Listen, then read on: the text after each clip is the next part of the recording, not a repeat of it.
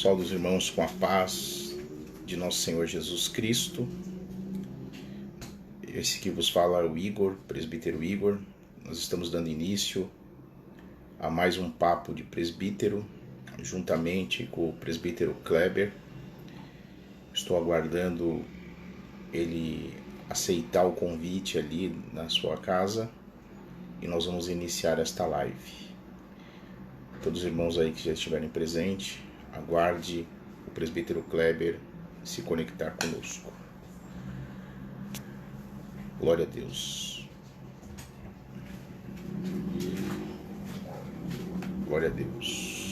Esperando. Aguardando o presbítero Kleber. Glória a Deus. Glória a Deus. Estou aguardando o Kleber. Aguardando o Kleber se conectar conosco. Amém, meus irmãos? Glória a Deus. Aguardando o presbítero Kleber.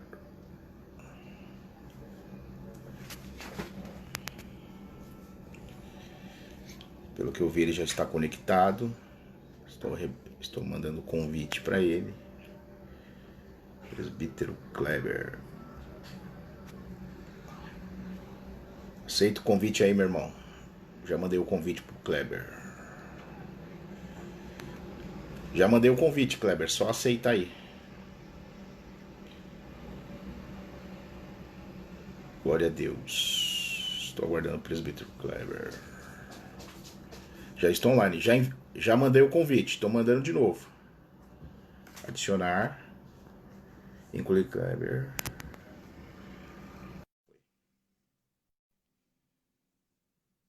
Já mandei aí, Kleber. Então, agora foi. É que demora um pouquinho. Acho que dá é o tempo aí. Saúdo o irmão Kleber com a paz do Senhor Jesus.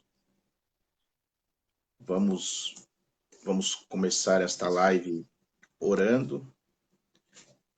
Saúdo os irmãos que já estão conosco na live conectado. Eu vou dar início aqui orando. E logo após eu passo para o irmão Kleber saudar os irmãos. Vamos orar. Senhor Deus, é no nome do Senhor Jesus Cristo que nós iniciamos este trabalho. Pedimos a Deus que o Senhor nos dê a direção nesta noite para tratarmos de um assunto muito importante, que é a família. A família é o maior patrimônio que o homem pode ter. E nós sabemos, Deus, que o diabo tem atuado no meio da família. O diabo ele tem arrastado muitas famílias e nós nesta noite te pedimos a tua direção. Pedimos que o Senhor nos dê sabedoria. Pedimos que o Senhor nos dê graça, Senhor, para falar aquilo que o Senhor colocou no nosso coração. Usa a minha vida, usa a vida do meu irmão e amigo Kleber nesta noite. Com graça, com autoridade. Toma direção nesta noite. É o que nós te pedimos e te agradecemos em nome de Jesus. Amém. Mais uma vez eu saúdo a todos os irmãos com a paz do Senhor Jesus. Eu passo agora a palavra para o presbítero Kleber para saudar os irmãos e logo após eu estarei dando abertura a este trabalho. Amém? A palavra está contigo, meu irmão. Paz do Senhor, Igor, tudo bem? Graças a Deus, eu estou bem. Paz do Senhor a todos os irmãos que estão assistindo a gente aí. É uma alegria muito grande estar com todos vocês novamente, ainda mais tratando desse assunto da família, né? Os desafios da família nos tempos de hoje. Verdade. E então, para aqueles que estão chegando, eu estou vendo que os irmãos estão entrando, nós vamos iniciar um trabalho hoje. Essa aqui é a terceira live que nós estamos fazendo. E hoje nós vamos começar, podemos dizer assim, uma série tratando sobre família, os desafios da família cristã no século XXI, na atualidade. E nós listamos aqui alguns temas Pode até ser que nós não consigamos terminar hoje e nós daremos continuidade na próxima live. E eu vou ler um versículo bíblico. Eu já saldo a irmã Deise, está mandando a paz para nós aqui. Para o senhor, irmã Deise. Manda a paz para o pastor Jorge. Eu vou ler um versículo bíblico aqui, meu irmão, e logo após eu estarei passando a palavra para você. Repetindo para aqueles que foram entrando, o tema é família, os desafios da família cristã na atualidade. Eu gostaria de ler um texto que se encontra no livro de 1 Timóteo, capítulo de número 5, versículo de número 8. 1 Timóteo, capítulo de número 5, versículo de número 8 diz assim: Ora, se alguém não tem cuidado dos seus, especialmente da própria casa, tem negado a fé e é pior do que o descrente. Olha o que a Bíblia diz. É forte esse texto aqui. Ele é contundente e passa despercebido. Aquele que não tem cuidado com aqueles seus, aqueles da sua casa, ele tem negado a fé. É pior que o descrente, é pior que o incrédulo. Amém? Eu passo a palavra para o presbítero Kleber e vamos começar a discorrer o tema nesta noite. A palavra está com você, meu irmão. Amém. Falar sobre família é um assunto que requer cuidado. Não só cuidado no assunto, mas no cuidado também em cultivar a família, né? Eu falei a palavra cultivar, foi de propósito, porque uma vez eu estava lendo um texto e um pastor dele estava dizendo o seguinte, que ele estava conversando com um certo homem não cristão e ali estavam discutindo qual a melhor maneira de lidar com a família. E esse rapaz não cristão, ele disse o seguinte, família você não tem que ficar esquentando muito a cabeça, tem que deixar as coisas rolar, tem que nada de ficar enchendo paciência de ninguém, sabe? E os filhos, do jeito, o que eles quiserem fazer, eles fazem e tal. E aquele pastor ficou ouvindo isso, né? E acabou percebendo que ele é um tanto desleixado, relapso com a família, né? E aí ele pegou, usou a ilustração que me chamou bastante atenção. Aquele pastor disse, eu gosto de pensar que a família é um jardim. Nesse jardim, imagine que se você não cuidar desse jardim, o que vai acontecer com o tempo? Daqui a pouco o jardim vai estar um matagal, Exatamente. né? Então todas as flores, tudo que tem ali, os formigueiros, as pragas, os bichos vão tomar conta de tudo e aquilo ali vai descaracterizar. Aquele negócio não vai ser mais um jardim. Mas agora, por outro lado, se você toma cuidado com aquilo, tá sempre podando, tá sempre cortando a grama, regando as flores ali, fazendo assim, aquilo fica muito bonito. Todo mundo que passa olha, nossa, que jardim bonito. Só que as pessoas não se dão conta de que aquilo exige um trabalho cotidiano, um trabalho que exige da pessoa. O que você acha, Igor? Assim, eu concordo. Eu até acho muito interessante essa comparação que você fez aí com o jardim. E para nós entrarmos aí nos desafios, porque assim, quando nós pensamos em desafio, nós entendemos como algo difícil. Só que nós precisamos entender quais são as influências que a família vem sofrendo ao longo do tempo. Por exemplo, um jardim, vou usar o seu exemplo, um jardim, para ele se manter bonito, precisa ser poldado, precisa ser cuidado, porque senão as pragas elas vêm. E você percebe que o jardim ele sofre a influência do tempo. O jardim sofre a influência da temperatura. E quando nós pensamos em família, a família, ela, ao longo do tempo, isso é natural, a família sofrer esta influência. Por exemplo, qual foi a primeira família que pisou nesta terra? Nós não podemos esquecer de Adão e Eva.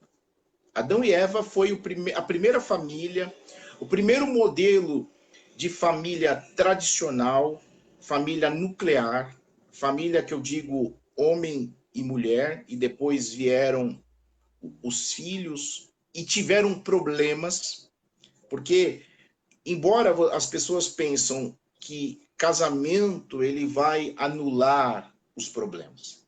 Independente do crédulo religioso da família, viver entre pessoas tem problema. Então não significa que a família cristã ela está livre de problema. Adão e Eva estavam no paraíso e eles tiveram um baita de um problema. Então, eu quero começar tocando no assunto família, eu quero falar sobre a influência que a família tem. E eu quero falar um pouco da história da família, que é interessante nós entendermos. Então, eu disse que a primeira família ela nasce no Éden. Então, ali foi bem claro, farei uma adjuntora. Então, significa que não existe... Quando tratamos da adjuntora, não significa nível de hierarquia. Eu faço, eu mando e você faz. Não, ele está dizendo alguém que auxilia. Porque não existe nenhum comando de uma empresa, até mesmo do exército, em qualquer instituição, se não tiver conselheiros, não tiver alguém que auxilia este comando, ele vai mal. Então, a mulher como auxiliadora é aquela que vai auxiliar o poder da família que está sobre o homem. Então, se nós pensarmos na família no tempo, por exemplo, a família brasileira, como nós estamos falando no Brasil, vamos focar na família brasileira como um todo. Por exemplo, a família brasileira, se você pegar hoje a família brasileira, ela sofre influência do tempo em 3 famílias. Por exemplo, a família brasileira ela foi influenciada pela família romana. Olha o Império Romano, ele tem influência no Evangelho e na formação da família brasileira. A família brasileira ela tem influência da família canônica, o direito canônico, e a família germânica, depois da queda do Império Romano. Então, o que eu quero dizer? A ideia do homem como chefe de família, ela vem lá de Roma. Porque lá no início do século, no século IV, depois de Cristo, essa ideia que o homem é o chefe da família, ele vem de Roma. O Império Romano tinha a ideia que o homem ele era o pater poder, ele tinha poder sobre a família.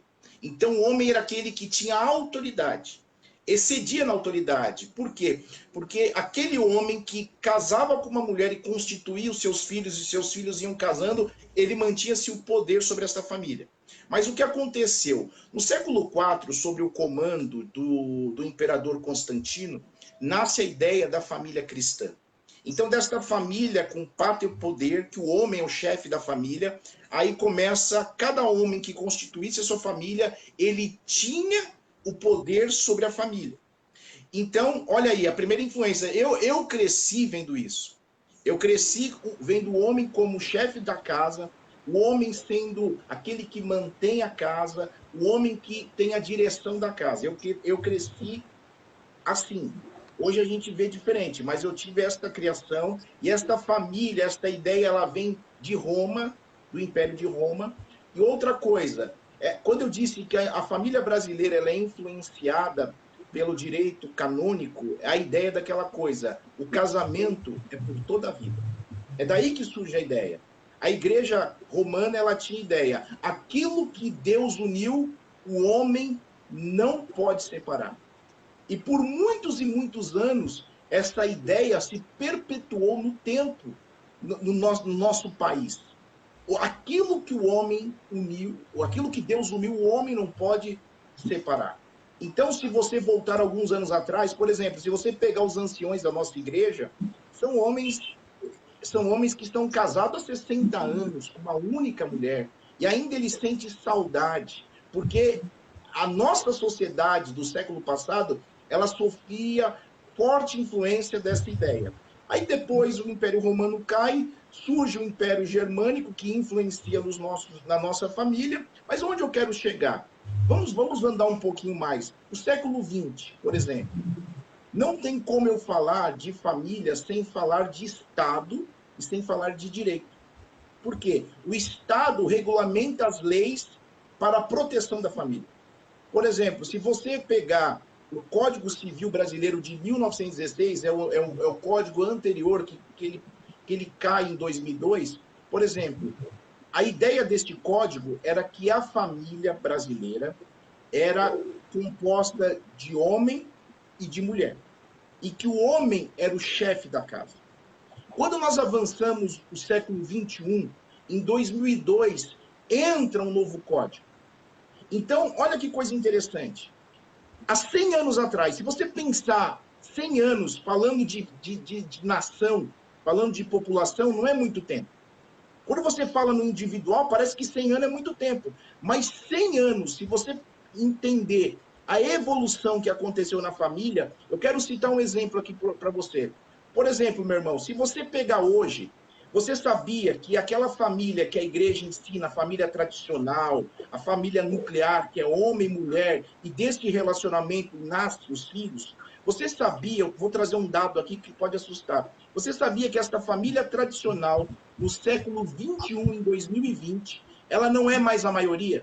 Hoje, 49,5% no Brasil é composto de família tradicional. 50,5% é compostas de outros tipos de família. Olha que coisa interessante. Em 100 anos, houve uma mudança na família tradicional. Há 100 anos atrás, há 30 anos atrás, a família tradicional formada por homens, por um homem e uma mulher que se casava no papel, como diriam os mais antigos, de papel passado, era a maioria no Brasil. Hoje já não é mais.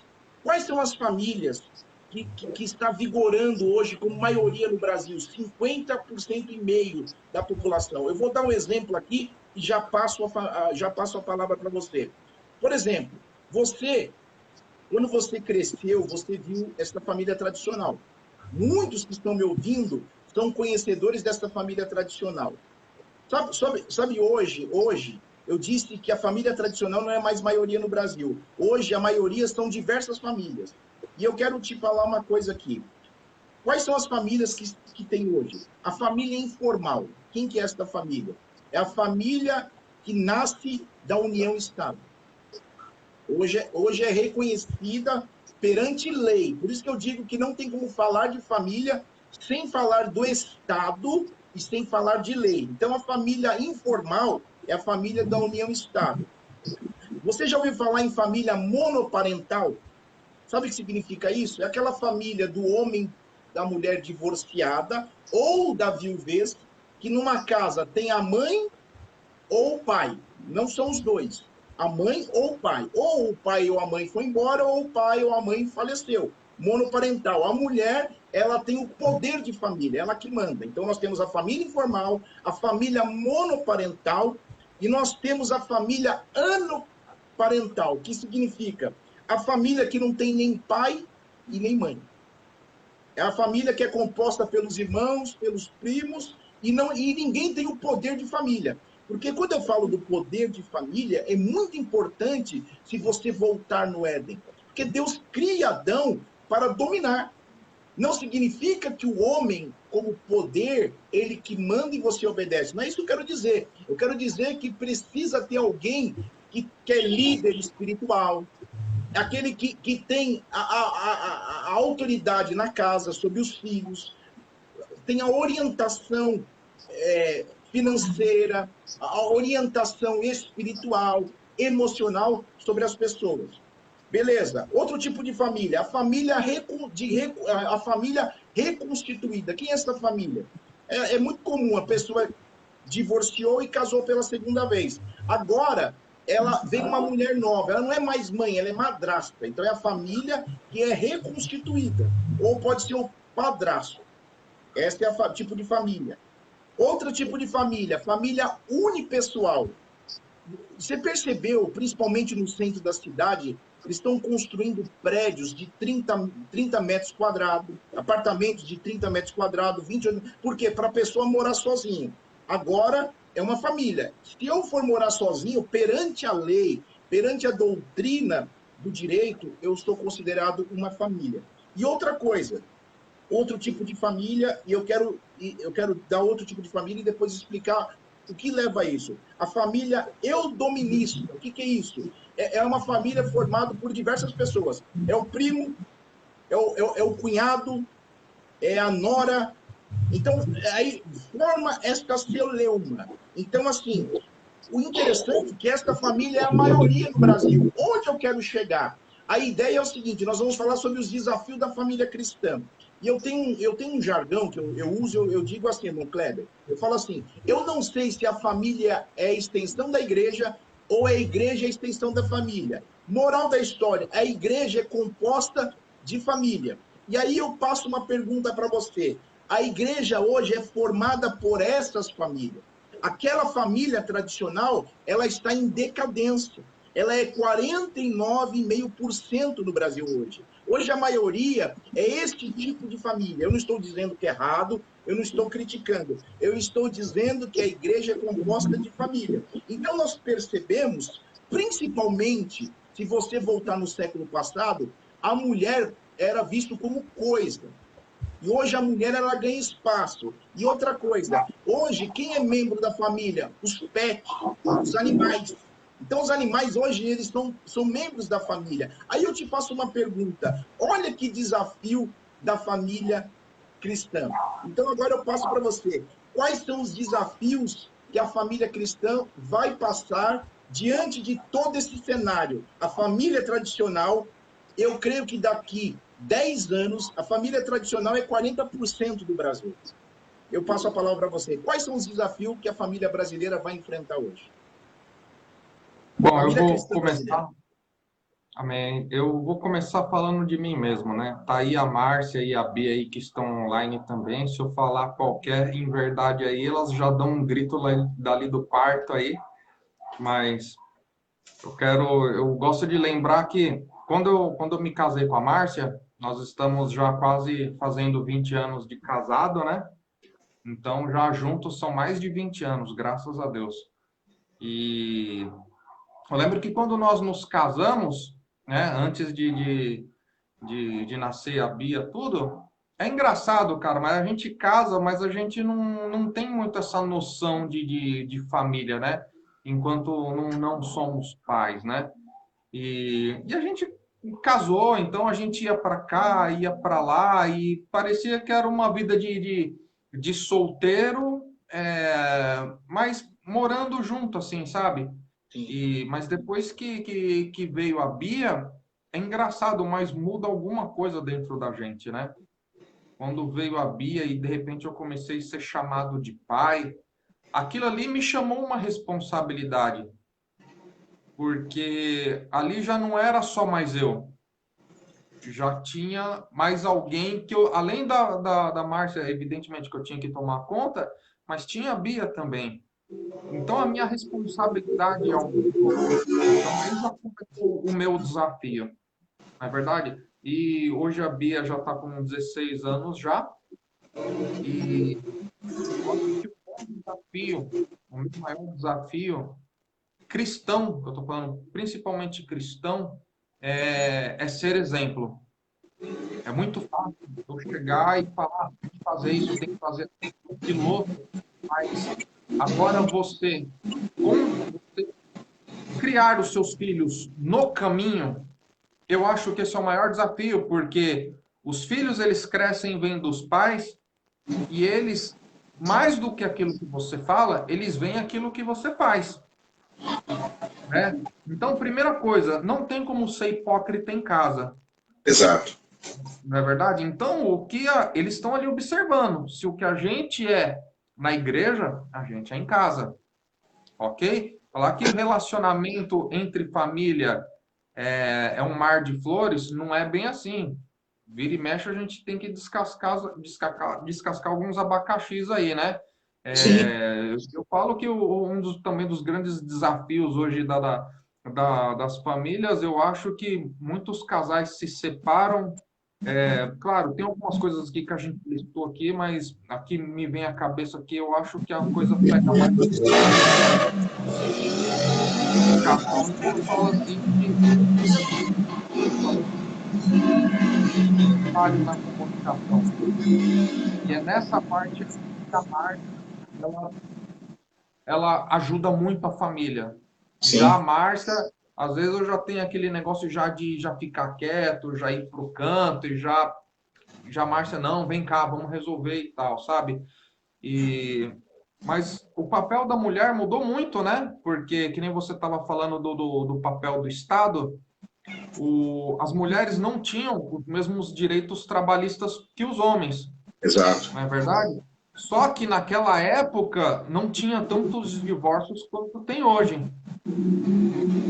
Só que a sociedade ela veio se adaptando, né? E hoje a maioria como você disse, já passou a ser a maior parte, né?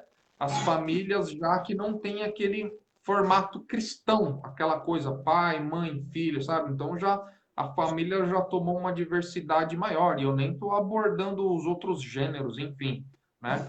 Mas essa coisa das famílias nos moldes que agora. E a igreja é um grande hospital nesse sentido, porque na igreja a gente sempre recebe essas famílias de mães solteiras, né? Ou pais sem esposa com filhos, não é verdade?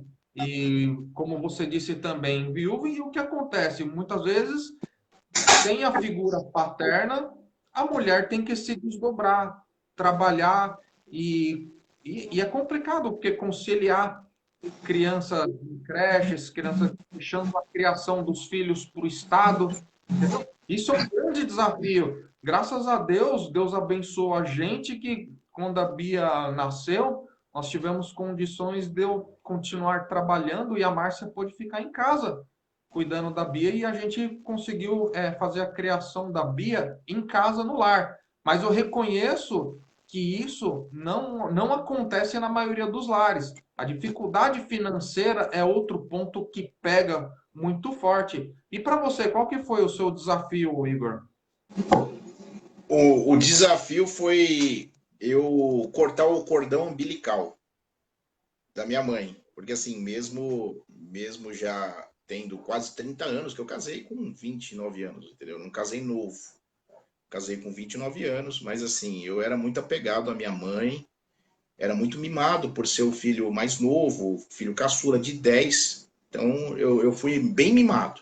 Então eu senti muita dificuldade de você tratar com uma nova vida, dividir o seu espaço com uma nova pessoa, entendeu? Mas assim, foi um pouco difícil, mas graças a Deus estou aqui há 11 anos casado, muito bem casado, graças a Deus, com uma família que Deus me deu.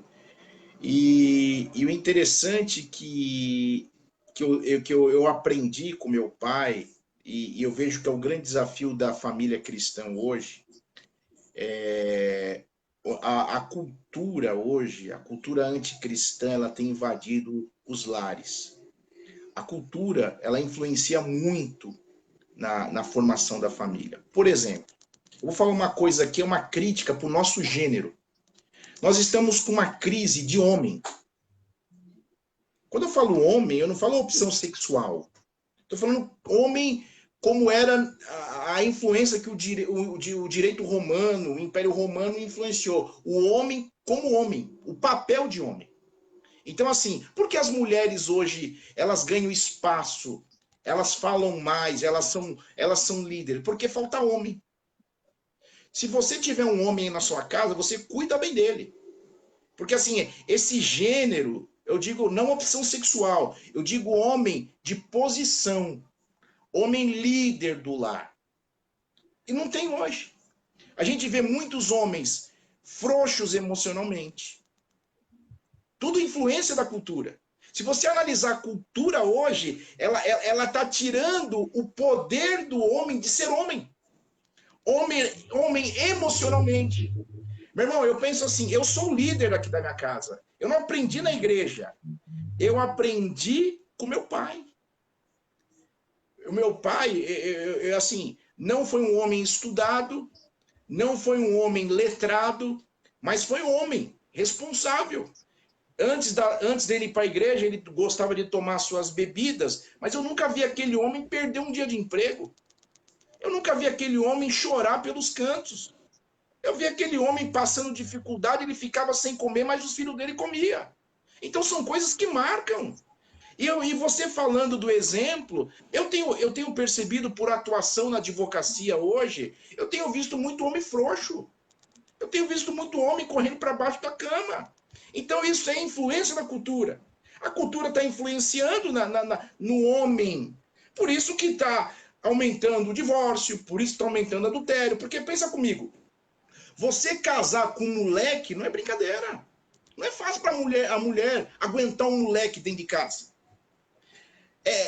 Às vezes eu perco a cabeça com meu filho, porque ele é desobediente em algumas coisas, mas ele é criança. Tem muito cara que tem 40 anos, 35 anos, é uma criança. Não cresceu. Então isso influencia nos desafios da família cristã. Então eu tenho percebido, meu irmão, que os homens hoje estão em extinção. O homem assumiu o seu papel. Você, como homem da casa, você tem o seu papel. Porque, vamos ser sinceros aqui, ser homem de cama, qualquer um é. Isso é fácil. Eu quero falar homem de responsabilidade. Homem como líder espiritual. Homem que ser responsável pelas finanças da casa. Homem que está com dificuldade, mas amanhã vai dar tudo certo em nome de Jesus. Eu vou levantar, eu vou procurar um emprego. E eu posso falar aqui, não, falar de nós, parece que cheira um pouco de soberba, mas não, minha mulher está ao vivo aí, ela pode falar se aqui não tem homem. Homem responsável, homem que luta, homem que dá proteção, homem tem que dar proteção para a mulher. Se entrar um ladrão aqui, eu tenho que me colocar no lugar dela, eu tenho que me colocar na frente dela e dos meus filhos, porque eu sou o protetor do lar. Eu estou abaixo de Deus para proteger o meu lar. Por isso que os lares hoje estão sofrendo, lares evangélicos, homens que estão dentro das igrejas pregando, mas ele é frouxo, mas ele não traz segurança para a mulher. Homem tem que trazer segurança para a família. Homem tem que mostrar conforto para a família, senão vai à bancarrota, vai acabar o casamento. Homem tem que ser homem. Homem não pode ficar chorando não, meu irmão. Ele pode chorar, mas vai levantar no dia seguinte, levantar a cabeça e batalhar. Isso é influência da cultura. Por isso, a cultura está elevando a mulher, mas nós temos que entender que o homem é a cabeça da casa. A mulher é a auxiliadora. Então, eu vejo e eu gostaria de perguntar, como você enxerga a cultura anticristã está influenciando nos lares hoje? Qual que é a sua visão? Falando dessa cultura anticristã, né? O que é a cultura? É aquilo que se cultiva, é aquilo que você estabelece e mantém aquilo de uma certa forma, não é verdade? Então, claro, tem a onda feminista, tem aquelas mulheres que querem os mesmos direitos dos homens. Eu não sou contra isso, já vou deixar de claro, não quero tomar uma panelada aqui, ok? Mas tem a onda feminista, sim, que luta pelos direitos iguais, ok, é justo, né? Porque quantas mulheres hoje saem e tem que sustentar a família e o homem está no bar lá enchendo a lata? Não é verdade? Isso é um retrato de milhares de famílias no Brasil aí. Mas também tem essa onda dos homens que já deixaram de ser homens, não é verdade? Homem que fica afogando as mágoas no bar ou nas drogas, né? Homem que não quer trabalhar, é verdade. Tem muito homem que fica em casa para ser sustentado pela mulher. Exato. Tá entendendo? Então fica aquele ponto. Será que por causa da fraqueza dos homens, as mulheres estão se impondo? Ou porque as mulheres estão se impondo, os homens estão entrando em extinção, né? Então, tem os dois pesos tem os dois lados da moeda, vamos dizer assim, né? Mas a grande verdade é que isso causa um desequilíbrio, o que nos leva a um seguinte tópico. Quando há esse desequilíbrio, acaba ocasionando o quê? Mais cedo ou mais tarde, divórcio. E o divórcio é um grande problema na sociedade de hoje. Por quê? Hoje nós estamos numa sociedade consumista imediatista. Hoje a gente vai no fast food lá, claro, não estou falando da pandemia, mas normalmente a gente chega e a gente quer tudo muito rápido, né? Querem soluções rápido, trabalho rápido, dinheiro fácil, e quando as coisas não servem, a gente já descarta. Tudo muito rápido, tudo, sabe? É uma geração fast hoje, sabe? E as pessoas estão fazendo isso com os relacionamentos também, sabe? Hoje a gente vê que as pessoas casam, ficam um mês casada, divórcio. As pessoas não têm mais paciência, não querem mais ajustar. Eu falo assim, pô, tô com 20 anos de casado, vai perguntar se foi fácil? Não. Quando você era solteiro aí, me diz aí, como é que era a convivência com seus irmãos? Eu sei como era a convivência com meus irmãos. Vira e mexe, a gente rachava um pau lá, discussão, e por quê? Ninguém pensa igual a ninguém, não é verdade? E só que as pessoas não querem mais se ajustar, não querem mais se adaptar, né? E é por isso que hoje a gente vê tanto divórcio, inclusive dentro da igreja. As pessoas não querem se ajustar, não querem conversar, sabe? E essa coisa da cultura anticristã ajuda muito nessa parte do divórcio. O que que a gente pode fazer, Igor, para evitar o divórcio nesses dias de hoje aí? Primeiro, pegando uma carona com a cultura anticristã. Essa cultura hoje, você pode ver, ela gera pessoas melancólicas. Pode observar. Todo mundo se faz de coitado. Você pode analisar. É a era da melancolia. Pessoas que se sentem incapazes e pessoas que não querem assumir sua responsabilidade. Então, assim, eu torno a dizer, eu falo por experiência de atuar no direito, na advocacia hoje, e atuando em divórcio. Então, a gente percebe que a cultura impede as pessoas de amadurecerem e gera o divórcio. Porque primeiro tem que entender o que é casamento, o que é uma família. Família é algo sagrado, que aquilo que Deus uniu, o homem não pode separar, e casamento tem que ir até o fim. Eu parto desse princípio. Só que é o seguinte, eu vou fazer uma crítica, eu vou criticar a minha classe, os homens. Os homens têm que ser criticados. Por quê? Porque, na sua grande maioria, hoje, o divórcio, entenda o que eu vou falar, eu não estou apoiando, mas assim, uma traição, um adultério, ele não começa da noite para o dia. Eu tenho para mim, analisando os casos, analisando as situações, eu tenho para mim que muitos casos de adultério dentro da igreja, eles são casos empurrados. O homem, ele empurra a mulher por braço dos outros. Então, o homem, ele não assume o seu papel dentro de casa. O homem, ele não cuida, casamento tem que ser cuidado. Porque, vamos ser sinceros, eu vou tecer uma crítica à igreja. A igreja como instituição. A igreja tem falado pouco. Esse século falam bastante, mas não tem incutido na cabeça dos jovens o que é viver a dois. Qual é a responsabilidade do casamento? Porque é muito fácil você chegar assim, ó, você tem que casar para não pecar.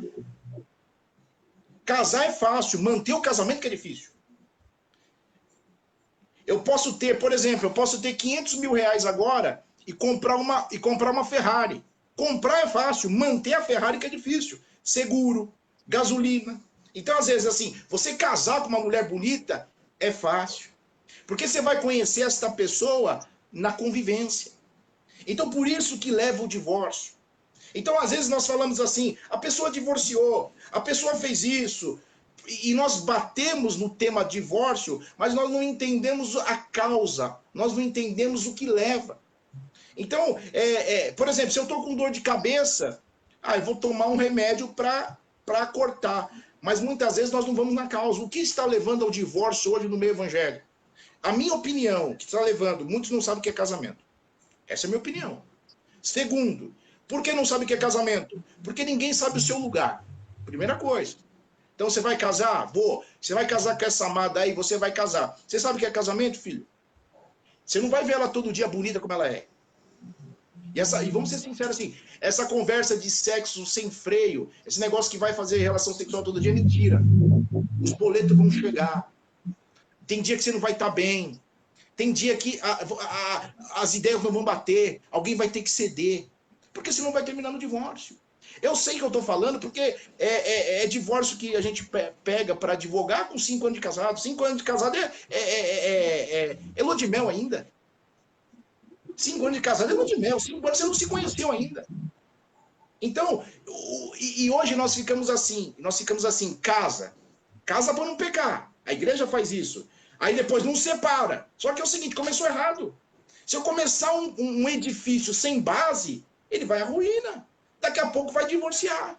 Então não seria muito mais fácil voltar ao beabá? Voltar ao beabá, começar a ensinar, começar a falar, meu amigo, você quer casar, não quer? Vamos fazer matemática aqui, filho, mas ciência exata. Quanto você ganha? Ah, eu ganho R$2.000. Quanto você ganha? Eu ganho 3. Agora o salário da família é 5. Você sabe disso, né? Sei. Você tem condições de comprar um apartamento, uma casa? Não tem. Então vocês vão morar de aluguel. Então vocês precisam, primeira coisa, aprender a economizar, fazer conta. Aí não faz conta, aí pensa que casamento vive só de amor, vive só de ilusão, e não é verdade, então leva o divórcio. Então você pega e vê quais são os grandes desafios. Aí você fala assim, qual é o grande desafio do século presente na família cristã? É o divórcio, mas eu faço uma pergunta diferente. O que está levando ao divórcio?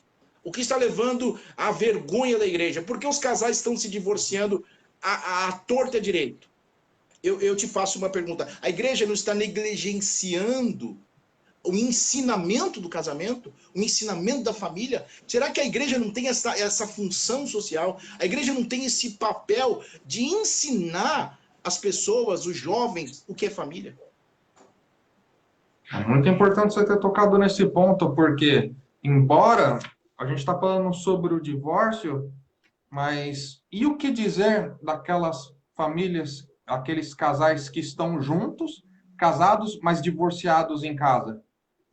Estão casados no papel, mas divorciados em casa. Então leva a gente ao terceiro tópico aqui, que é o negócio. O casamento ele se torna um negócio. Sim. Não é verdade? O homem e a mulher estão juntos, os dois estão trabalhando, estão pagando as contas, estão consumindo os bens lá, comprando carro, máquina de lavar, televisão. Só que mais cedo ou mais tarde, o que acaba acontecendo? Partilha de bens. Casamento virou um grande negócio, uma fachada. Não, e o que dizer daqueles crentes, né? Que não, pela Bíblia eu não posso separar, né?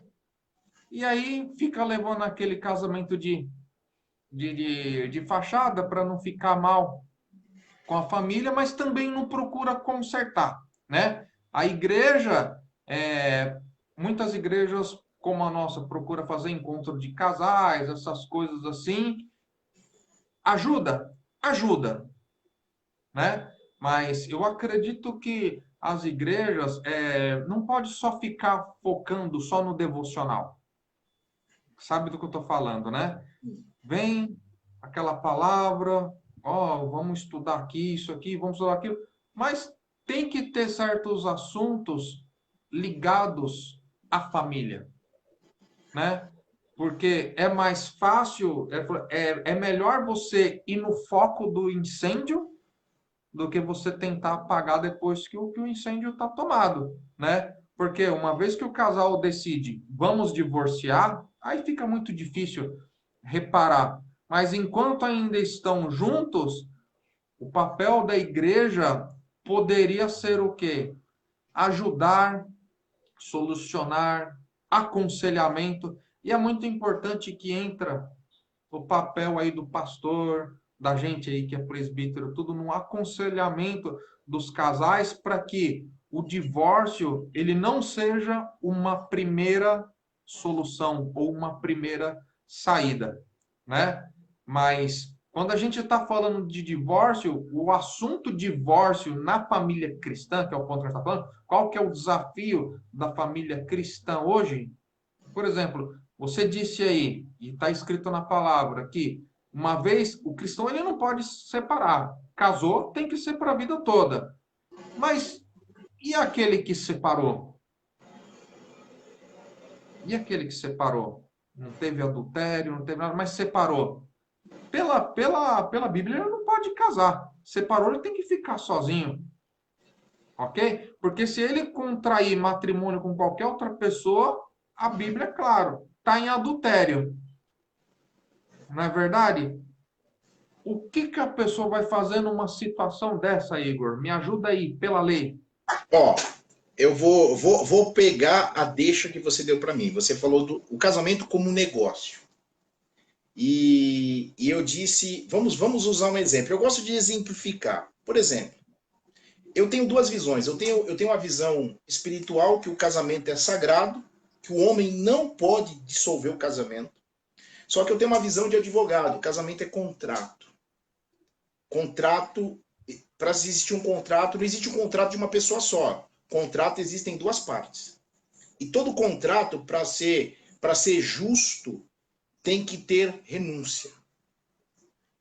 Você não bate um contrato, você não elabora um contrato só um ganhando. Não, tem que ser um contrato em partes iguais, porque senão um vai ser prejudicado. Então, nós partimos desse princípio que o casamento é um contrato equilibrado, para ser um casamento de sucesso. E quando você vai celebrar um contrato, é fundamental. Por exemplo, eu vou comprar uma casa, por exemplo. Vou comprar uma casa. Para eu comprar uma casa, só a minha vontade não basta. Eu tenho que ter condições de pagar. Eu tenho que ter condições de honrar. Problemas podem dar no meio do caminho? Pode. Então é a mesma visão que eu tenho de casamento. Só vontade de casar e achar que ela é bonita, não pode. Eu tenho que pensar, eu tenho condições de manter este casamento? Porque aí vira um casamento de negócio. Aí entra no conformismo. Por quê? Porque quando você pega a sociedade, separar, divorciar, casa de novo, não tem problema. Só que aí a gente entra num casamento naquele oba-oba. Eu tenho que casar para fazer sexo. Essa é a bandeira da igreja. Mas eu não sei se eu posso dar continuidade nesse contrato. Aí acaba virando um negócio. Eu estou casado, mas estou divorciado. Agora eu não posso voltar para trás. Porque eu serei mal vista dentro da igreja. Mas aí o problema não está no meio, mas sim no início. Aí eu torno a dizer, o problema é de base. O problema é na origem. O problema são no, como que eu vou manter esse casamento. E muitas pessoas não entendem isso. Muitas pessoas não conseguem compreender o que é viver a dois. Viver a dois não é fácil. Viver a dois é difícil. Então, assim, eu vou ter condições de manter um casamento mentalmente. Eu estou preparado para viver a dois. Porque namorar, na Bíblia não tem namoro. É noivado e casar. A gente sabe, namoro é coisa da cultura. Então, o casamento é fundamental. Ela é linda, ela é maravilhosa, porque eu pego ela pronta na porta da casa dela. Mas assim, a pergunta, eu estou preparado emocionalmente para as frustrações?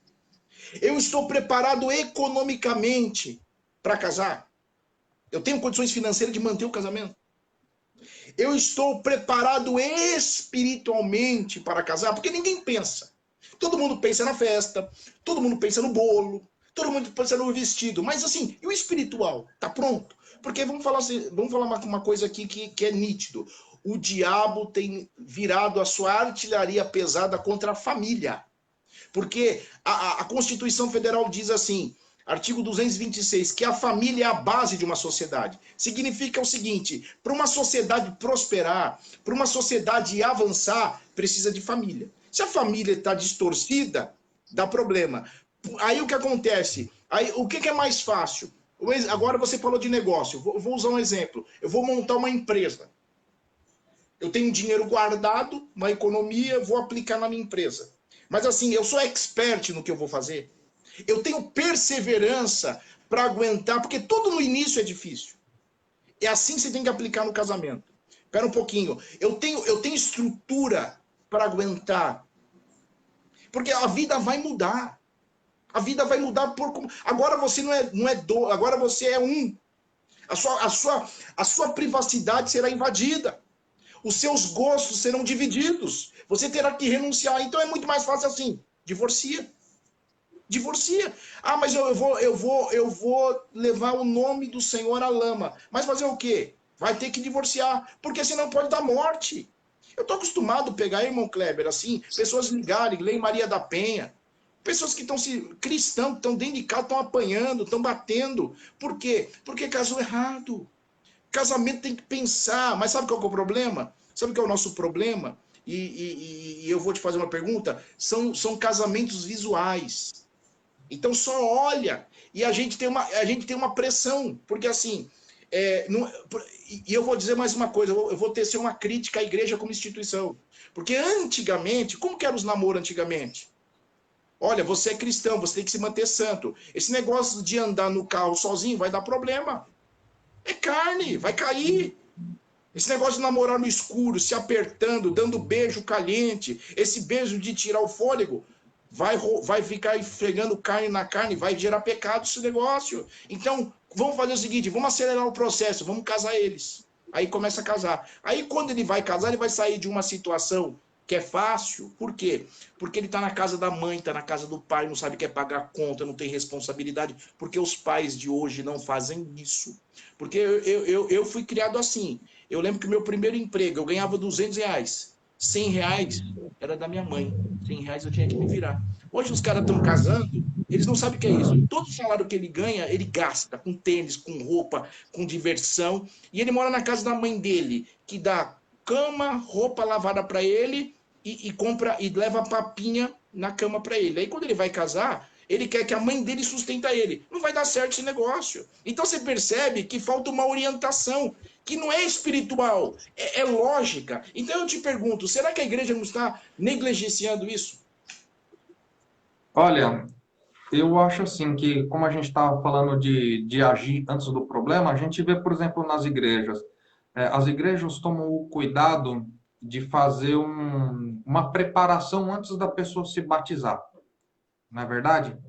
Ah, vamos separar os candidatos para o batismo e aí faz um curso explicando sobre o batismo, o que é o batismo, as responsabilidades depois do batismo. Mas eu não costumo ver isso para casais, para namorados. É muito difícil esse tipo de trabalho. Ah, tá vendo que tem uns casais na igreja ali que tá namorando. Ok, vocês têm intenção de casar? Porque a princípio o namoro é uma preparação para o casamento, né? Pelo menos eu quero acreditar sim, né? Então a gente vê o seguinte, a igreja tem um papel importante sim em aconselhar o casal, mas principalmente no tocante à parte espiritual, né? Agora, os pais dos casais têm um papel muito importante. Por quê? Os nossos pais, eles têm mais experiência de vida, né? Muitas coisas a gente já pega uma certa idade e despreza o conselho dos pais, não é verdade? Chega assim, ah, eu gostei dela, vai fazer que nem Sansão, ah, eu gostei daquela filisteia, eu vou ali. Não, mas tem tanta mulher aqui no nosso povo você vai pegar uma estrangeira? Fala, não, é o que eu quero, pronto e acabou.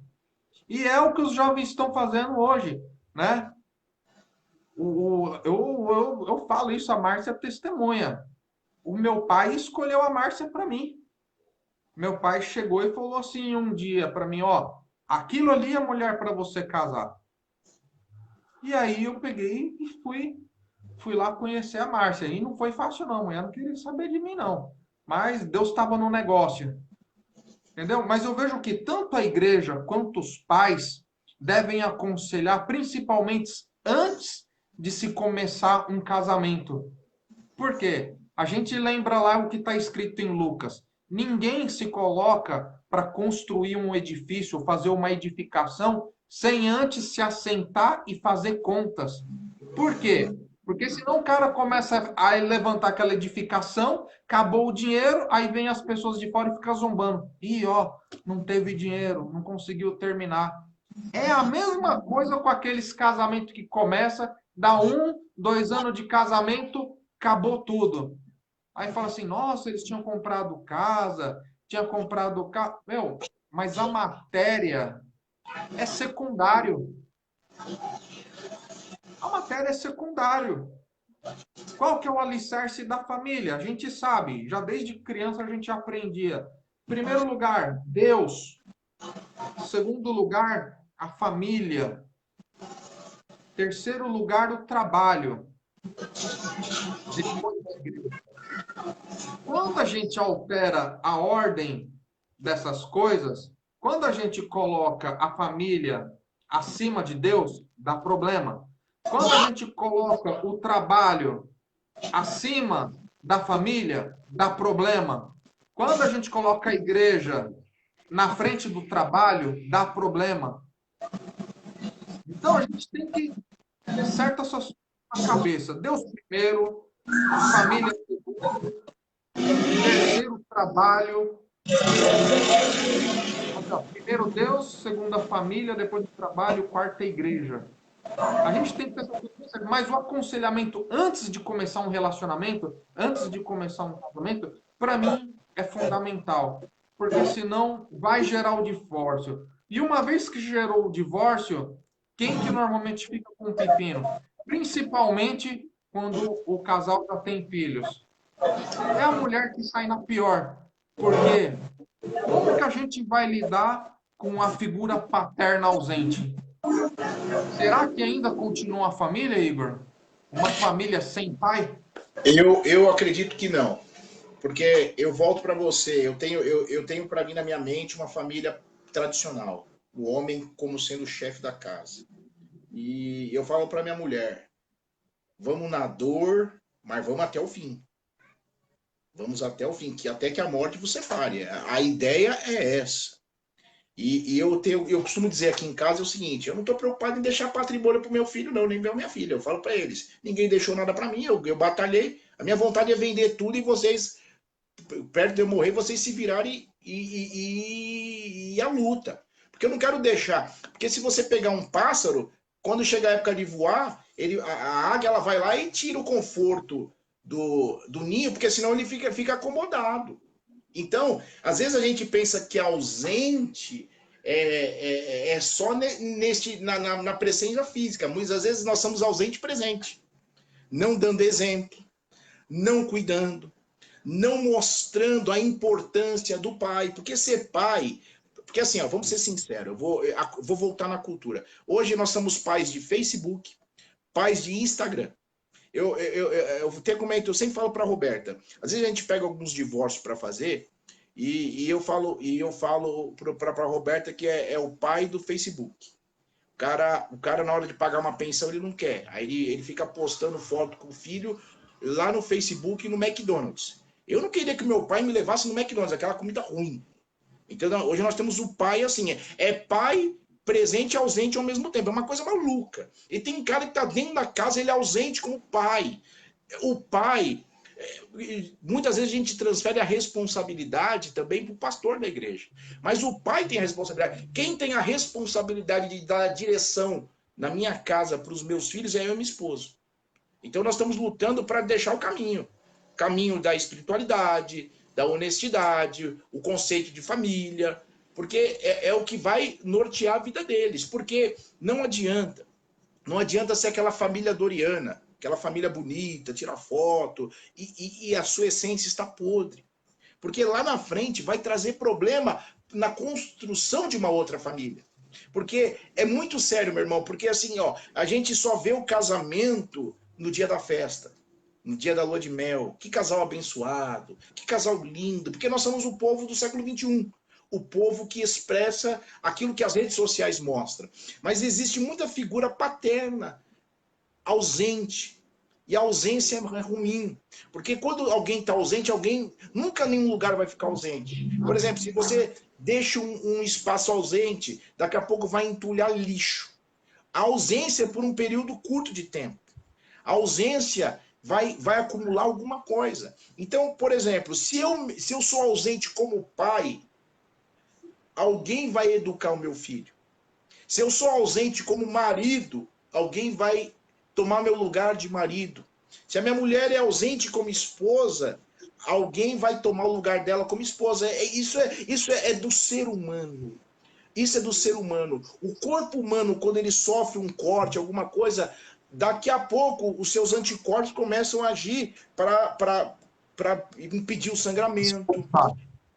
E assim é na nossa vida, assim é o casamento. Então, às vezes o cara ele é presente na parte econômica, mas ele é ausente emocionalmente. Perfeito. Ele é presente na casa, mas ele é ausente no ouvir o filho, no ouvir a mulher. Então, olha que coisa interessante, e ausente espiritualmente falando. Nós somos o sacerdote do lar. Nós temos a responsabilidade. Qual é a responsabilidade do sacerdote? Levar até Deus a necessidade do povo. Então, o homem, ele não pode ser ausente como sacerdote. A mulher não pode ser ausente como auxiliadora. É um conjunto. O que você pensa disso? Não, a gente vê que agora, nesse negócio da pandemia, que agora acabou se revelando a verdade em muitos lares.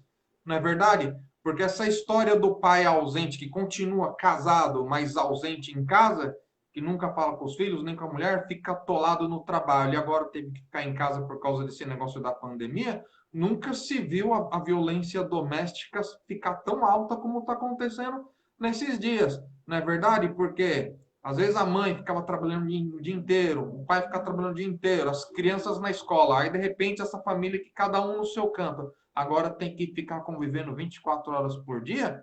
O pessoal tá rachando pau, tá se batendo, brigando por causa da televisão, chutando cachorro. Esse desafio aí, quer dizer, hoje, por causa dessa pandemia, a gente acabou se revelando qual que é a família que verdadeiramente é a família.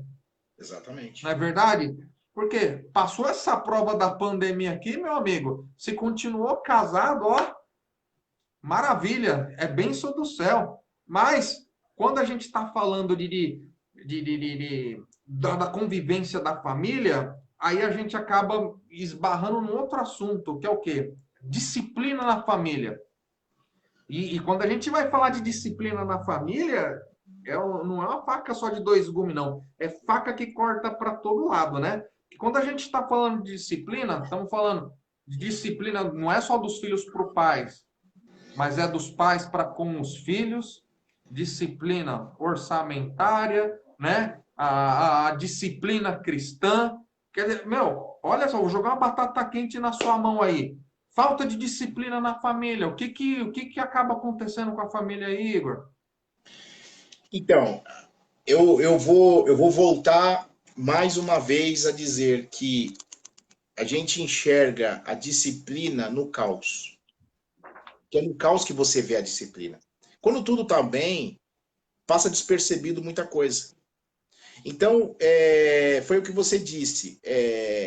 Aí nós estamos falando assim, o que compõe os desafios mesmo, o que é uma família cristã, não é uma família blindada de problema, mas é a disciplina na educação, a disciplina financeiramente falando, economicamente falando, que gera muitos divórcios, por entender que é necessário, antes de se iniciar, fazer cálculos, e disciplina espiritual, disciplina emocional, porque muitas vezes a gente pensa que disciplina é algo ali que é aqui no regrado, que tem que ser algo religioso. Não, não é isso. Não é isso que é uma disciplina. Disciplina é você fazer aquilo com constância e se perceber que precisa mudar, você muda. Porque não existe uma disciplina que se perpetua no tempo. Disciplina precisa ser revista. E quando nós falamos de casamento, casamento é uma disciplina que ela vai precisar de alguns retoques no decorrer do tempo. Porque 1 ano de casado é uma coisa. 2 anos de casado já é outra coisa. 20 anos de casado já é outra coisa. Porque assim, nós estamos confundindo muito hoje aquele amor carnal com o amor que se perpetua no tempo, que quer disciplina. Então, o homem não gosta de disciplina. Se não existir disciplina na vida do homem, o homem se autodestrói. Porque o Estado, eu disse que não tem como você falar de família sem falar de Estado. Porque o Estado, através do legislativo, ele edita leis para disciplinar o homem. E nós não somos adeptos à disciplina. Nós não gostamos de uma disciplina perpétua. Não, nós gostamos de liberdade. Mas liberdade, como eu disse semana passada, existe limite, porque beira a libertinagem. Então, o casamento é isso. Se você não tiver disciplina, cai no comodismo. cotidiano, sem colocar disciplina, leva o divórcio. Casamento sem disciplina gera irmandade. Daqui a pouco a sua esposa vira sua irmã. É muito comum.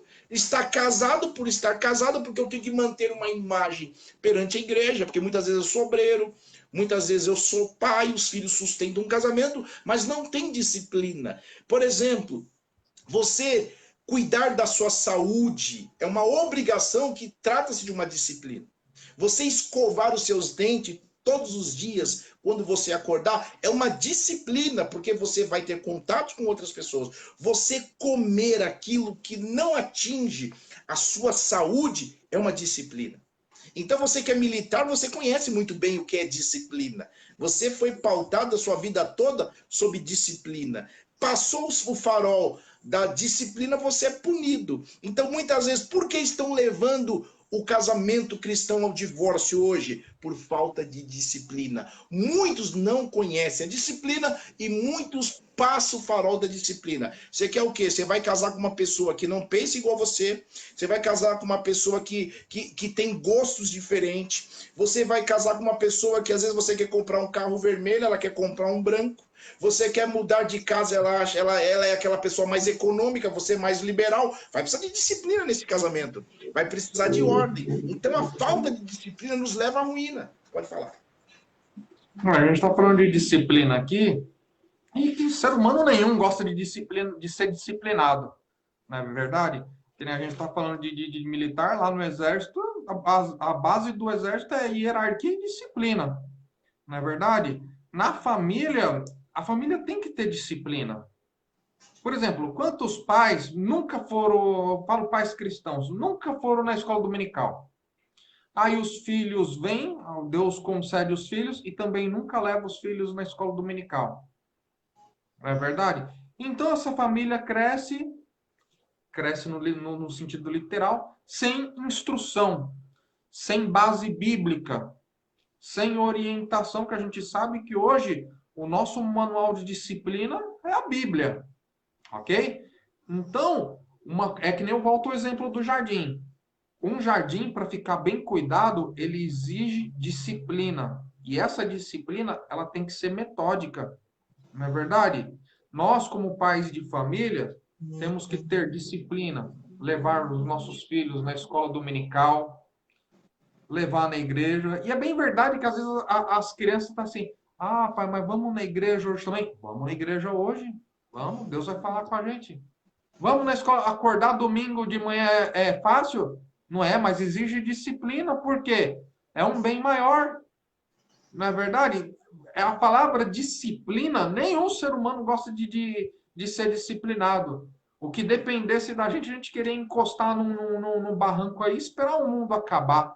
Mas agora, quando a gente fala em disciplina, disciplina é uma coisa que tem que ser incorporada na nossa rotina. Rotina é uma palavra-chave nisso.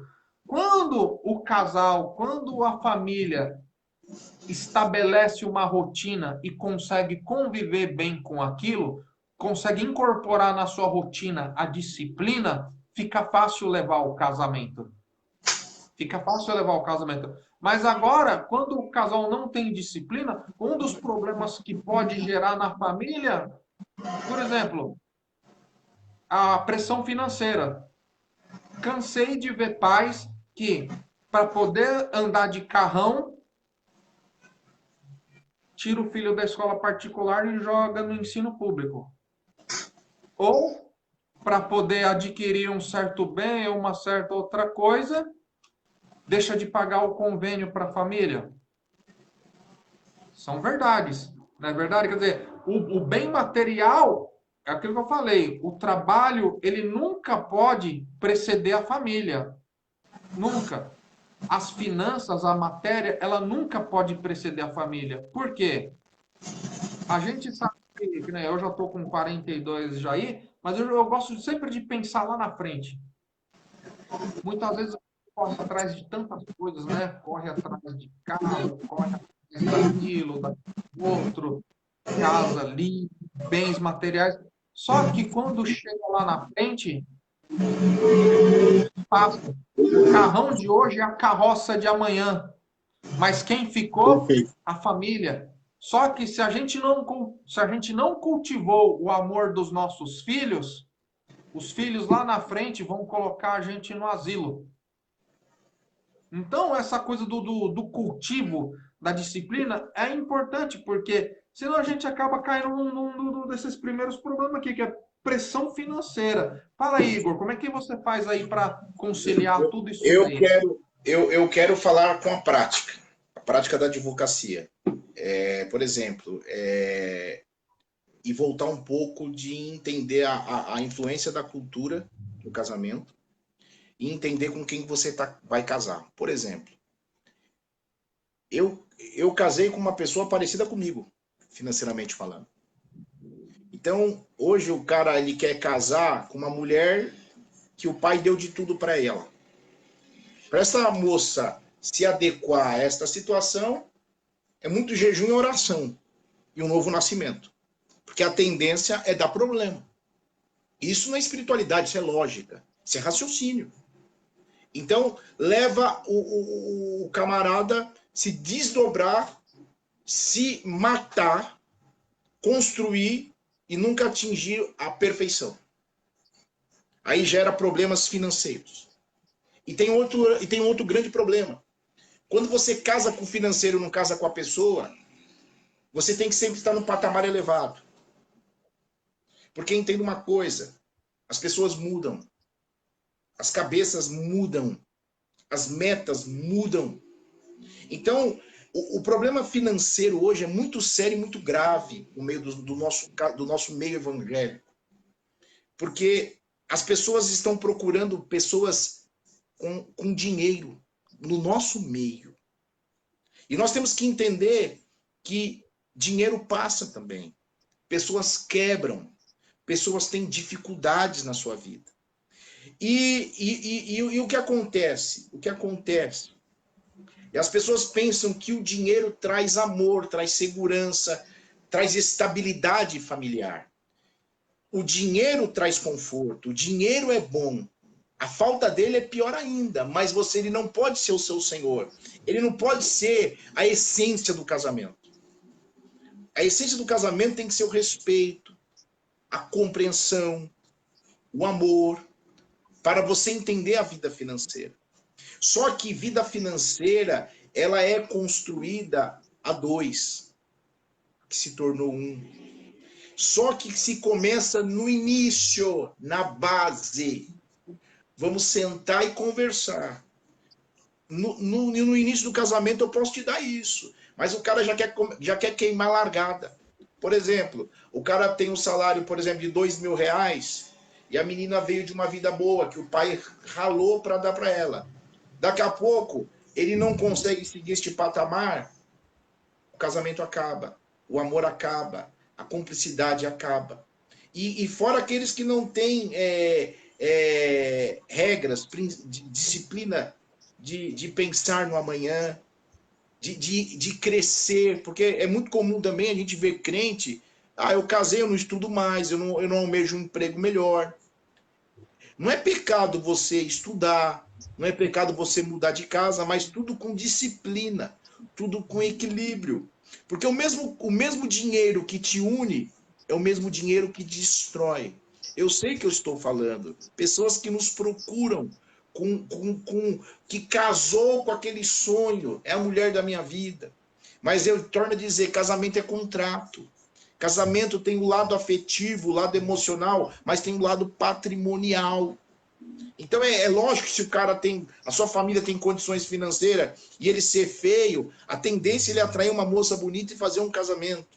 Mas aí tem que entender o lado patrimonial. Casamento tem lado patrimonial. Casamento existe bens. E entenda uma coisa, nós vivemos um século que as pessoas precisam crescer intelectualmente também. Porque hoje existe muita comparação de pessoas, isso dentro da igreja. Olha, o meu marido tem um carro tal, e o marido dela estaciona. Então a gente não pode viver por comparação. Nós temos que viver disciplinado economicamente. Porque o que traz felicidade não é o valor que você tem na conta, mas como você vai usar aquele valor do lado desta pessoa. Porque nós estamos coisificando as pessoas. Nós estamos usando as pessoas de uma forma que não se viu hoje. A gente ama o patrimônio e usa as pessoas, que na verdade deveríamos amar as pessoas e usar as coisas. E tudo isso passa por pressão financeira, porque eu tenho que competir com você. Eu tenho que viver num nível de excelência. Eu tenho que mostrar para o meu sogro ou para minha sogra que eu tirei ela da casa deles e eu tenho que mudar o patamar dela. Espera um pouquinho, não é bem assim. Se você dar amor, se você proporcionar felicidade para esta mulher, as demais coisas vai fluir normal. Quando você entender que você casou com uma pessoa, mas você inverte a pressão financeira, porque muitas vezes a gente pensa que pressão financeira é só não sentar e fazer cálculo, não. É você querer viver aquilo que você não tem e você querer chegar, antecipar anos. Eu posso chegar em tal lugar daqui 10 anos, mas eu estou queimando etapa. Pessoas que estão abandonando o tempo que deveria estudar, é a pessoa certa, é a pessoa que Deus preparou, só que assim, ele tem 5 anos de faculdade, para almejar um emprego melhor. Ele anula os 5 anos de faculdade, ele abandona a faculdade para casar. Então ele nunca vai chegar a 10 anos onde ele deveria chegar. Ele matou aqui, ele matou a base, e vai por isso na cabeça das pessoas. As pessoas não entendem. Aí vive uma pressão financeira. E aí tem pressão financeira, tem outro problema, falta de comunicação. Pode falar. Você sabe que você está falando aí de essa parte financeira, é engraçado. Cara, eu sempre tive um potencial de trabalho muito grande, graças a Deus, assim, sabe? De sair correndo atrás e se vira, sabe? E quando no meu primeiro emprego, que foi o Exército, graças a Deus, eu estou lá há mais de 23 anos já, e tinha conta em 3 bancos, cartão de crédito ali, tudo enrolado. Só para você ter uma ideia, meu primeiro emprego, eu ganhava, acho que R$ 700 na época. Eu fui lá e fiz uma prestação de R$ 600 e comprei um carro. Aí pagava R$ 100 de passagem para poder ir trabalhar e não sobrava dinheiro para pôr gasolina no carro, cara. Olha a situação, cara. Coisa de moleque. Quando eu comecei a namorar com a Márcia, eu cheguei para a Márcia e falei assim, a gente namorava ainda. Eu falei assim, olha, eu tô assim, assim, assim. A Márcia falou assim, não, vem cá, dá os cartão do seu banco aqui para mim, eu vou sentar e vou fazer umas contas aqui. Aí ela chegou assim para mim, ó, fecha a conta nesse banco, faz isso, faz aquilo, quebra esse cartão. Meu, a Márcia pôs ordem na casa. Quando eu vi aquilo ali, eu falei, essa mulher é idônea. É a mulher certa. Porque, além de atender todos os requisitos familiares, eu encontrei a mulher virtuosa. A mulher deve estar ali que não se cabe agora, mas ela é verdade, isso mesmo. Ela é uma mulher virtuosa, graças a Deus. Mas, cara, ela pôs as minhas contas em ordem e falou assim: hoje ela é a tampa da minha panela. Porque eu tenho um potencial grande de trabalho, mas eu, com os números, eu não sou nessas coisas, não. Você está entendendo? Mas agora que você está falando de falta de comunicação, cara, misericórdia, cara. Eu sou um cara que precisa muito melhorar nesse ponto. Eu reconheço a minha falha nesse ponto. O que depender de mim, cara, eu fico no meu canto ali, o pau quebra e eu sou difícil de falar, cara. Sou difícil. Cara, é a Márcia que mais uma vez puxa caçamba nesse ponto aí, porque às vezes nos desentendimentos da família, e acontece em toda a família aí, sabe? Porque ninguém pensa igual a ninguém, sabe? Você gosta de azul, a Roberta gosta de amarelo, e aí? O que que a gente vai comprar na decoração? Entendeu? Tem que chegar a um meio termo, entendeu? E para chegar nesse meio termo em tudo que a gente vai fazer na família, exige comunicação. Eu reconheço que eu sou falho nessa parte, mas. E as coisas não podem ficar assim. Eu sei que tem que melhorar. Você está entendendo? Não vou querer aqui passar a ficha aí, não. Eu arrebento na comunicação, não. Nessa parte aí eu sou. Estou precisando melhorar e muito. Nessa parte que eu até poderia chamar a Márcia aqui para dar uma aula aí, porque, ó, Márcia manda bem na comunicação. Mas como é que funciona a comunicação aí com o Igor? Vou passar essa batata quente aí para você, meu irmão. Assim, eu tô melhorando agora. Nessa questão de alcançar metas, e se eu tivesse ouvido a Roberta há alguns anos atrás, há muito tempo, eu estaria muito mais longe de onde eu estou. Eu não estaria parado, enfrentando certas dificuldades por falta de ouvir. Porque a Roberta é aquela mais da economia, aquela mais centrada e mais pé no chão. Eu já sou mais aquele emocional. E isso traz problema. Então eu vejo também, Tamo por isso junto, Igor. Tamo eu junto. vejo também que assim o meu problema é a falta de comunicação. Porque eu tenho aquele lado, eu tinha aquele lado, não tenho, eu tinha aquele lado machista. O dinheiro é meu, eu faço o que eu quero. Isso é um defeito. Quando você casa, você é uma só carne. E a falta de comunicação é terrível.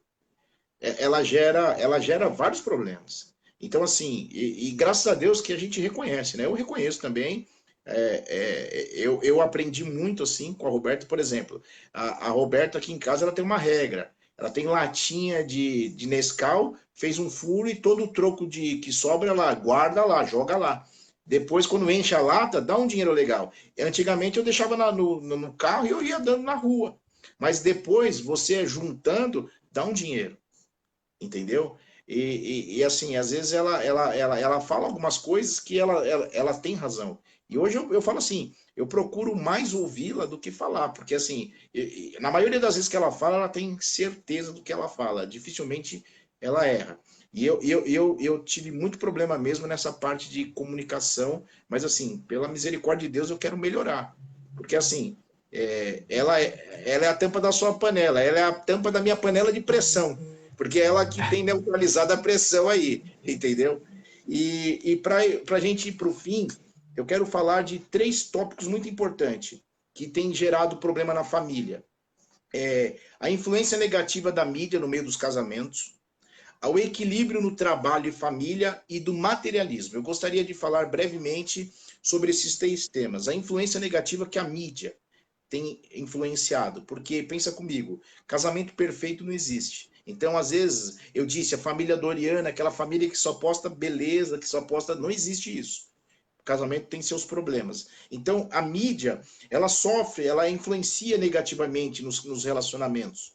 E buscando um equilíbrio econômico, nos leva a um desequilíbrio na família. Porque você quer ganhar muito mais dinheiro, você tem que pôr em risco alguma coisa. E muitas vezes nós estamos colocando a família em risco. E, e quando você tenta buscar dinheiro, gera o materialismo no casamento.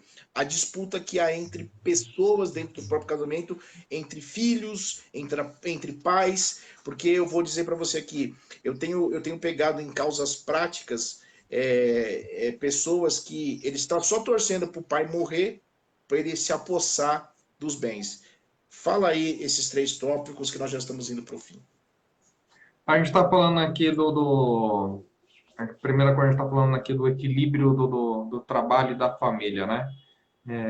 É evidente que, dependendo da situação econômica da família, é bem verdade que, espero que seja o pai nesse caso, né? Que o pai tem que se desdobrar, né? Para poder assistir a família. Porque quando está faltando comida, né? E não estou falando dessa situação exatamente agora, porque para o preço do arroz agora diz que está absurdo agora, né? É a mulher que sabe na ponta do lápis o preço do alimento aí. É incrível como que o preço dos alimentos estão disparando, né? Mas é bem verdade que, por mais que alguém tenha que se desdobrar na família para manter o equilíbrio, o orçamento de casa, né? Deve-se ainda fazer de tudo para se equilibrar o quê? A família com o trabalho. Mas sempre a família tem que preceder o trabalho. O trabalho ele nunca pode ser colocado antes da família. Se o trabalho vai interferir, vai arruinar aquela família, é melhor que se procure um outro trabalho, ou pelo menos permaneça nesse trabalho até que se consiga um outro trabalho. Porque quando a pessoa ela coloca o trabalho à frente da família, vai gerar um outro problema, que é o que você falou, materialismo. A matéria, ela não pode ser mais importante do que a família. Quantas vezes a gente vê aí famílias destruídas, bem de grana, carrão, casona, tudo, mas a família, os filhos drogados, ou entregue a vícios, bebida. Quer dizer, quando você põe a matéria na frente, gera um outro problema, né? E é isso mesmo, né? Você tinha falado do equilíbrio da família, materialismo e da influência negativa da mídia. A influência negativa da mídia, isso é uma coisa que a gente até tratou na live passada, né? Famílias que se entregam a novelas aí, vendo traições, vendo adultério, essas pessoas estão disciplinando os seus olhos, estão disciplinando toda a família a ficar vendo aquilo ali. É questão de tempo. Mais cedo ou mais tarde a pessoa pode estar trazendo esse problema para casa. Concorda, Igor? Concordo. E eu, tocando nesses três assuntos, eu quero deixar bem claro assim. A busca do ser humano, desde quando o mundo é mundo, o ser humano sem Deus, e às vezes até os cristãos hoje, é a busca de um lugar, de uma colocação. Porque colocação nos dá destaque. Só que eu quero que as pessoas que estão me vendo aqui, as pessoas que vão ver depois, eles têm que entender que a família é o maior patrimônio que o ser humano tem. Porque você pode. Até a lei dos homens diz que a família é a base do Estado. Então, assim, se você tiver uma família sólida, se você entender que a família é o seu maior patrimônio, você tem tudo. Isso não é demagogia, não. Se você tiver uma família sólida e você entender que a família é o seu maior patrimônio, você tem tudo na sua vida. Por quê? Carro eu não levo para o céu. Casa eu não levo para o céu. Dinheiro eu não levo para o céu. Mas a minha família, como meu maior patrimônio, eu posso levar para o céu. Eu posso levar para o céu os meus filhos através da pregação do evangelho, através do meu exemplo. Porque muitas vezes, sabe qual é o grande problema? Muitas vezes nós queremos deixar exemplos de como ser uma pessoa bem-sucedida economicamente. Mas eu quero deixar um exemplo para os meus filhos, que a melhor coisa que eles podem fazer é ter uma família. Que eles possam ver um pai, que eles possam ver uma mãe, e que quando nós partimos, ou Jesus voltar, ou alguma coisa acontecer no meio do caminho, eles cresceram num lar. Porque esse é o maior patrimônio que você pode deixar aqui na terra também para os seus filhos. Amanhã lá na frente, eles dizerem assim, eu não tive o que eu queria, eu não tive tudo o que eu queria, mas eu tive um lar. Muitas pessoas que têm muito dinheiro nesse instante queriam um lar. Muitos filhos de homens de sucesso, economicamente falando, de homens famosos, eu tenho certeza que quando eles deitam na sua cama, encostam a sua cabeça no travesseiro, eles dizem assim, eu queria ter um pai, eu queria ter uma mãe. E eu também tenho certeza que muitas mulheres que têm cartão de crédito sem limite, mulheres que podem pegar um jatinho, viajar agora, ela deita, porque quando nós nos conhecemos, quando nós deitamos no nosso travesseiro, ali revelamos quem somos. E muitas pessoas dizem assim, eu queria ter a atenção do meu marido, eu queria ter a atenção da minha mãe, eu queria ter a atenção do meu esposo. Então eu encerro a minha fala aqui nesta noite dizendo que a família é o maior patrimônio nosso. Eu não vou abrir mão da minha família por nada, eu sei que o diabo tem lutado, mas uma coisa eu quero ir até o fim com a minha família, eu quero ir até o fim com a minha esposa. Eu falei para ela, nós vamos até o fim, velhinhos, mas até o fim. De você eu não abro mão, vai ser difícil, a gente sabemos, mas nós vamos até o fim. E quero deixar um legado para os meus filhos, um legado de fé, um legado de homem responsável e homem de caráter. E mostrar que existe um homem aqui. Eu quero dizer bem claro, tem que ter um homem na casa. Porque quando tem homem, tem segurança para a mulher. Transmita segurança. Eu encerro minha fala aqui e passo para você. E você pode tirar suas conclusões, orar e dar a bênção apostólica. Ok. Eu falo assim, até um período no casamento, eu ainda não era totalmente vamos dizer assim, consciente de todos esses pontos. Então, houve um momento no meu casamento que a parte profissional era, assim, mais importante do que a família e eu não estava me dando conta disso. Mas teve uma coisa que eu ouvi, e é um pensamento que eu tenho até hoje, que é o seguinte: eu, um tempo da minha vida que eu me preocupava com os meus amigos de profissão, com o que os meus superiores achavam de mim. E isso para mim era mais importante do que a família pensava de mim. Só que eu cheguei a um seguinte ponto: para mim importa mais que a minha família saiba quem eu sou. Eu prefiro que a minha família diga assim: o Kleber é um bom pai, é um bom marido, do que os meus amigos digam: ah, ele é um bom profissional. Porque lá na frente, quando eu não tiver mais forças para trabalhar, é a família que vai continuar comigo. Verdade. Esse é o pensamento que me guia hoje. Amém.